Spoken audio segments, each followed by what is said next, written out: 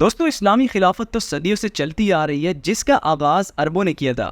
لیکن تاریخ میں ایک دور ایسا بھی آیا جب آدھی سے زیادہ دنیا پر مسلمان ترکوں کی حکومت تھی. آج کے دور میں دنیا ترکوں کو ایسے لوگوں کے طور پر جانتی ہے جو کہ یورپ اور مڈل ایسٹ کے درمیان واقع ملک ترکی میں رہتے ہیں. ان میں سے زیادہ تر لوگوں کی نیلی آنکھیں اور سنہرے بال ہیں، اور صرف ان کا مسلمان ہونا ہی انہیں دوسرے یورپی لوگوں سے مختلف بناتی ہے. لیکن در حقیقت ترک ایک دور دراز علاقے میں رہنے والے خانہ بدوش کمیونٹی تھی، جو کہ سینٹرل ایشیا کے علاقے میں ایک ہی قبیلے کا حصہ تھے.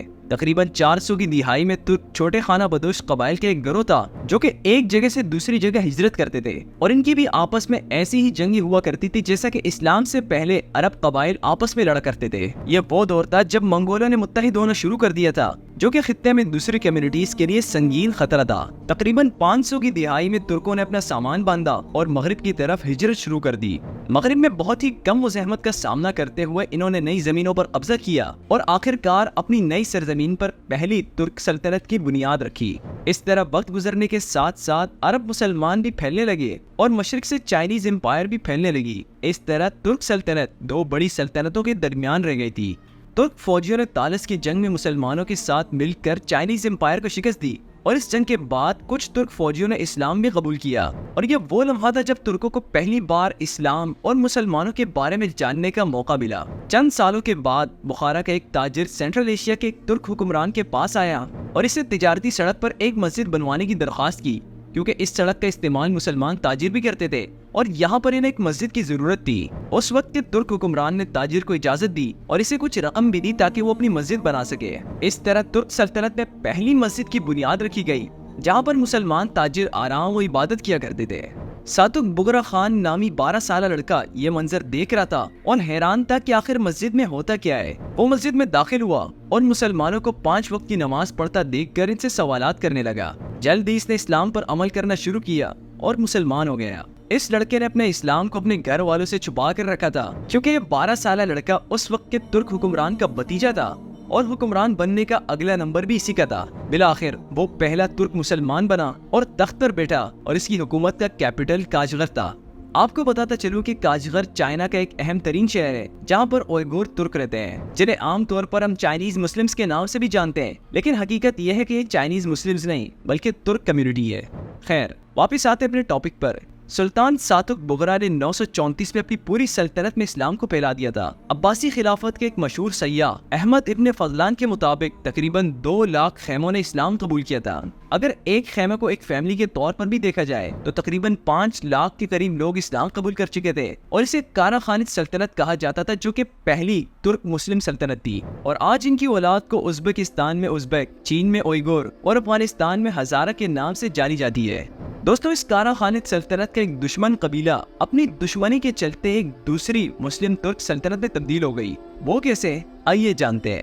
کارا خانت سلطنت کے قریب ایک فارسی قبیلہ تھا جسے سامانی بھی کہا جاتا تھا، اور وہ زمین کے ایک حصے کے لیے آپس میں لڑ رہے تھے. سامانی سلطنت میں بھی اسلام تیزی سے پھیلتا جا رہا تھا، اور کارا خانت سلطنت تو پہلے سے ہی مسلمان تھی، لیکن پھر بھی وہ آپس میں لڑتے رہے. اس وقت کے سامانی سلطنت کے سلطان اسماعیل سامانی نے فیصلہ کیا کہ خطے میں دوسرے ترکوں کے ساتھ اتحاد قائم کرنا اس کشیدگی کو دور کرنے کا بہترین طریقہ ہے. اس نے اپنی بیٹی کی شادی ایک مضبوط ترک سردار کے ساتھ کروائی، اور وقت کے ساتھ ساتھ اسماعیل سامانی بھی ان پر اثر انداز ہوتے گئے. اس طرح پورا ترک قبیلہ اسلام میں داخل ہو گیا. انہیں ماضی میں اوغوز ترک کے نام سے جانا جاتا تھا، اور آج ان کی اولاد کو ترکمانستان کے ترکمن، آذربائیجان کے آذری، ایران میں قشقائی، اور آج کے جدید ترکی میں اناتولیائی ترک کہا جاتا ہے. اب یہاں پر ایک اور بڑے ملک قازقستان کی بات کرتے ہیں، جو کہ ماضی میں ایک بہت بڑی ترک سلطنت ہوا کرتی تھی. قازقستان کے لوگوں کو کپچیکس کہا جاتا تھا، اور ان کی سلطنت ہنگری سے لے کر منگولیا تک پھیلی ہوئی تھی. لیکن بعد میں جب منگول قبائل متحد ہوئے تو انہوں نے اس پوری سلطنت کو تباہ کر کے رکھ دیا.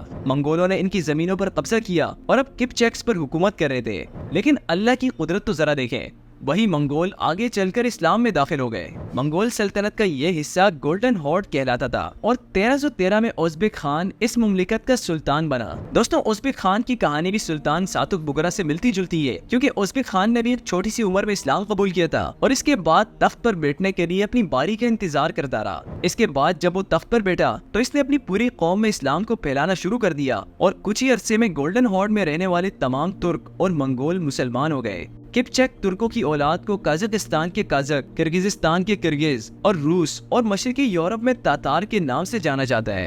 वक्त गुजरने के साथ साथ मंगोल कम्युनिटी तुर्क कम्युनिटी में घुल मिल गई और ये इस ख्याल को जाहिर करती है कि हो सकता है कि उज़्बेकिस्तान का नाम उज़्बेक खान के नाम पर रखा गया हो और यहाँ पर रहने वाले लोग मंगोल तुर्क मिक्स हों।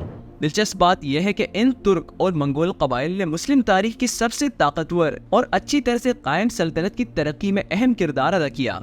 माजी में ज़ेंगिड डायनेस्टी, सल्जूक सल्तनत और उस्मानी सल्तनत ओगोस तुर्क की नस्ल में से आए थे। ममलूक सल्तनत, ख्वारिज़मी और नंगाई होड़ किपचक तुर्कों की नस्ल में से आए थे और क्रीमियाई खानेट, तुगलक डायनेस्टी और मुगल सल्तनत मुस्लिम मंगोल तुर्कों की नस्ल में से आए थे।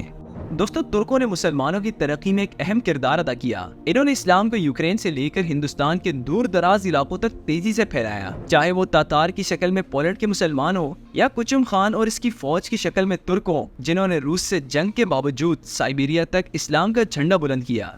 दोस्तों, तुर्कों में हजारों छोटे बड़े कबाइल मौजूद हैं जिनकी अपनी रिवायात और अलग अलग जबानें हैं, लेकिन आज के दौर में अल्हम्दुलिल्लाह ये तमाम कबाइल मुसलमान हो चुके हैं। दोस्तों, आप इस वीडियो के बारे में क्या राय रखते हैं, मैं कमेंट्स में जरूर जानना चाहूंगा। अगर ये वीडियो आपको पसंद आए तो इस वीडियो को लाइक करें और इस चैनल को भी जरूर सब्सक्राइब कीजिएगा। आपसे मुलाकात होगी एक नई वीडियो में, तब तक के लिए इजाजत दीजिए। अल्लाह हाफिज।